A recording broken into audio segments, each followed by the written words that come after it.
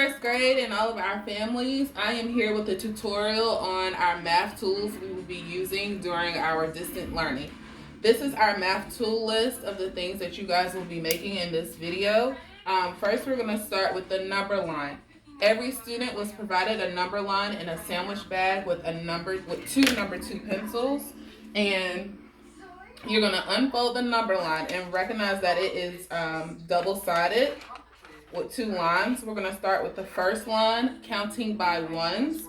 You're going to use a marker, and the way that you're going to start is put a tally mark, and to keep spacing, use your finger to continue all the way down the number line. And then you'll number it all the way down and then start with the number 0 and then keep counting on. That is counting by ones. Then you're going to turn your number line over and we're going to count by tens. It might be best, since I'm using a Sharpie, you should use a crayon or a pencil. So I'm going to choose another color just so that we can see it. Same number line, but this time we're counting by tens, 10, 20, 30, 40, 50, and so on. So this time our spacing is going to be wider. I'm still going to start my number line down at the bottom, but this time I'm going to use my whole hand for spacing. So I'm still starting at 0, put my whole hand down, make a line, counting by 10, continue, 20, 30, 40, 50, 60, 70. Of course, I'm an adult. It'd be easier if you use a child's hand. And you're going to go all the way up to 100. Alright, next we have our tens frame. Put that out the way.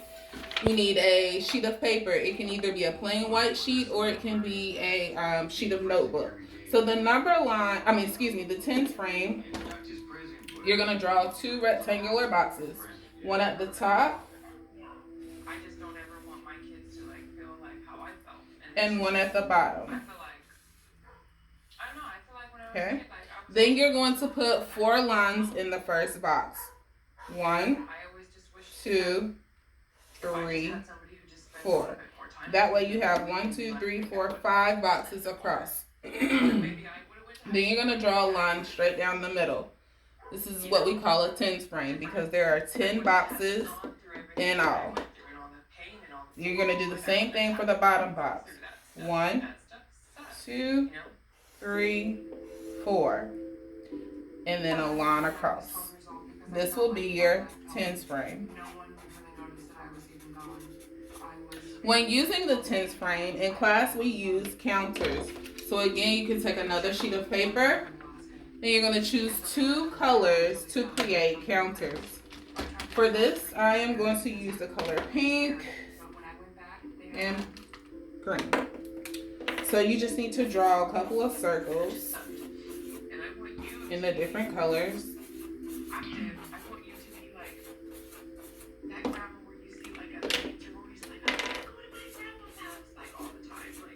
And then once you've drawn enough circles, you're going to cut them out. That way you have the 2 colors and you can use them for your tens frame. Okay, so that's another resource. Then we come to the part whole. Take another sheet of paper. You're going to draw 1 circle at the top,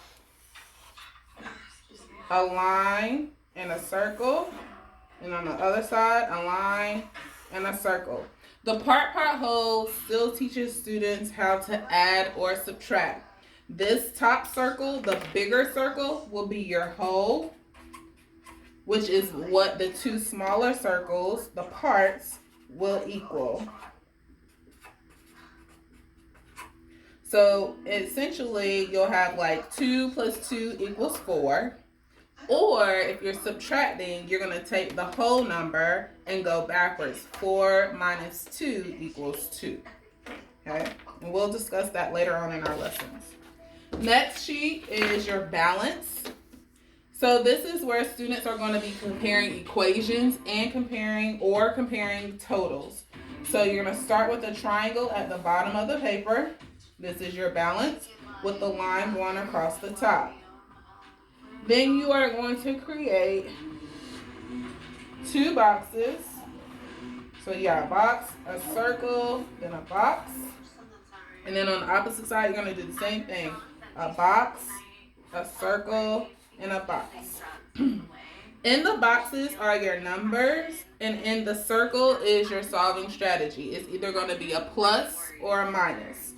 And then you'll draw an equal signs in the middle. This will allow students to see how the 2 numbers from the equations are going to equal each other, whether it be an addition or a subtraction problem. Next, we have place value. And this is just a simple T-chart.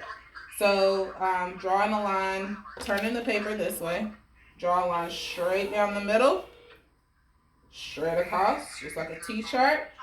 You have your 1s on the right and your 10s on the left. And in order to show a representation of that, our 10s is a tall rectangle, as our 1s is a small square. And another way for you to show this is if you take a sheet of paper and you draw a couple of 10s, probably about 10 10s,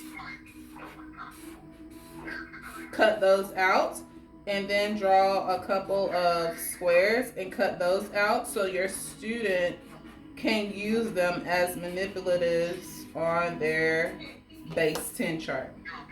And this is called base 10. And there we have it, all of our tools.